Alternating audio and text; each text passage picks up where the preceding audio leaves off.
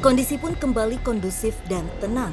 Akan tetapi apa yang kami alami semakin memperkuat bahwa memang area danau di dekat taman pernah memakan korban seorang lelaki muda yang masih berada di area sekitar danau meski malam mulai menjelang. Kan sudah ada korban. Korbannya dicebur di danau tahun 2008. Itu anak muda, dia tiba-tiba berenang, nyemplung, udah nggak timbul lagi, ketemunya ada di gorong-gorong situ. Ketemu-temunya 2 hari.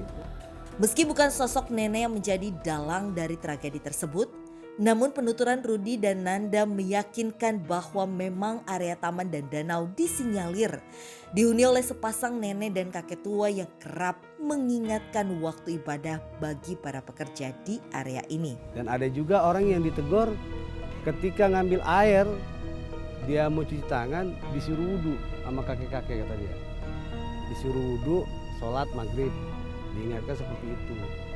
Ini pun menuntaskan penelusuran kami malam ini. Oke, aku jadi paham sekarang bahwa ternyata memang tempat ini suka mendapatkan beberapa gangguan. Para pekerja yang bekerja di sini juga kerap mendapatkan gangguan karena cukup banyak sebetulnya ya makhluk-makhluk yang ternyata meninggali tempat ini, dan ada beberapa makhluk yang bisa dibilang punya kekuatan yang cukup kuat yang mendominasi tempat ini.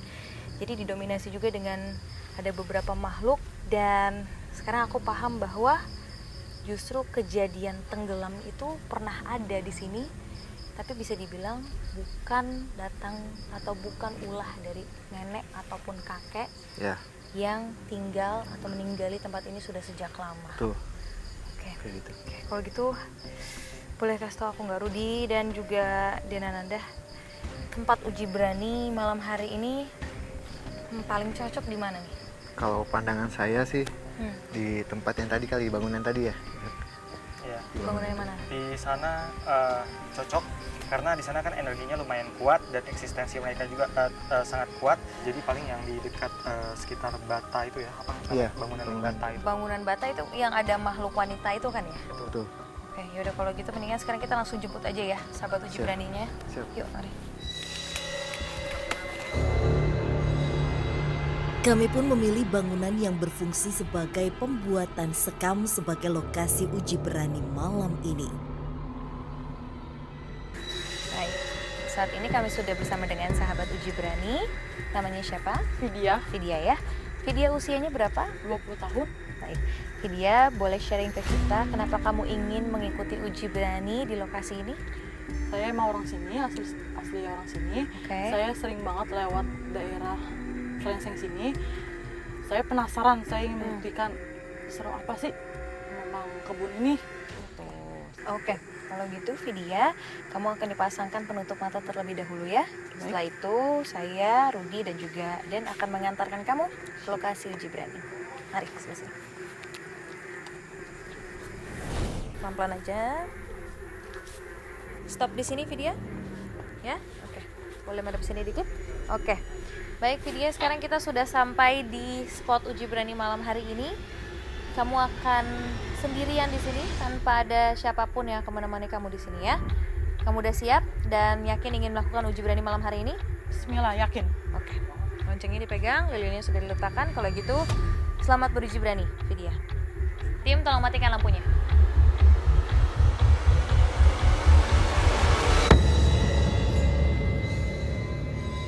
Assalamualaikum warahmatullahi wabarakatuh. Yang ganggu saya ya. Kuping sebelah kiri saya.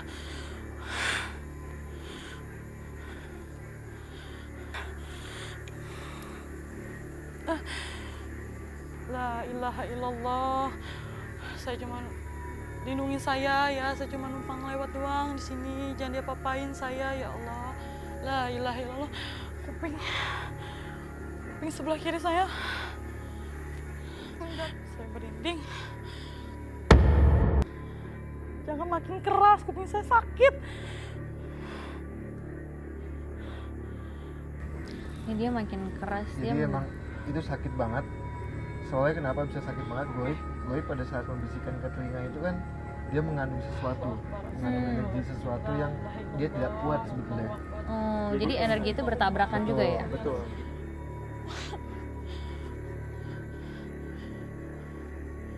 Allahu Akbar, astagfirullahaladzim. La ilaha illallah. Saya nggak ganggu. Allahu Akbar, astagfirullahaladzim. Allahu Akbar. Allahu Akbar. Ya Allah, astagfirullahaladzim. Subhanallah, walhamdulillah, wala ilaha illallah, wallahu akbar. Saya nggak ganggu, saya orang baik di sini. Lindungi saya orang baik di sini ya Allah. La ilaha illallah, wallahu akbar, subhanallah, walhamdulillah, wala ilaha illallah. Itu tinggi putih. Dari tadi di situ dia mantau saya dia, ya Allah. Ma, tolongin dia, Ma. La ilaha illallah. Astagfirullahaladzim. La ilaha illallah. Ya Allah, dimakin dekat. Makin mendekat si perempuan tadi. Iya, betul. Si perempuan tadi mendekat. Gue kejadian sama kayak di rumah. Udah lemes dia. Oh, udah lemas. Iya, ini itu tadi kita lihat ya. Badannya agak kayak Lemes sempoyongan, mungkin hilang keseimbangan saking dia paniknya ya. La ilaha illallah, Allahu akbar. Astagfirullah. Itu apaan? Itu apa? Baju putih.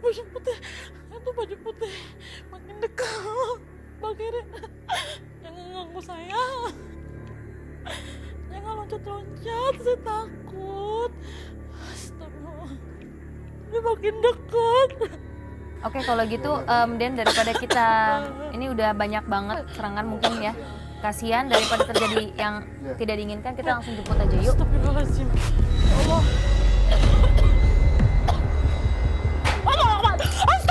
Apa tuh? Tak ingin terjadi hal yang tak diinginkan menimpa sahabat Uji Berani, kami pun memutuskan untuk menyudahi Uji Berani kali ini. Vidya, udah tenang, nggak usah khawatir. Udah ada Rudy di sini, udah ada Den. Kamu dibantuin ya. Kamu akan dijaga sama mereka. Nggak usah khawatir. Kamu nangis kenapa, Vidya? Coba boleh ceritain sama kita nggak? Kenapa aja tadi? Tarik nafas dulu. Hembuskan pelan-pelan. Oke, saya pegang ya. Oke. Kita tungguin. Saya dengar suara kiri saya ngebisikin saya, katanya jangan di sini kata dia gitu. Jangan di sini angker. Kamu bakal tewas di sini katanya gitu. Saya takut tuh. Sebelah kiri saya ngomong kayak gitu. Aduh, putih, warna putih. Oke. Di sebelah kanan saya warnanya hitam di situ. Emang warna putih di situ, tapi dia nggak ganggu.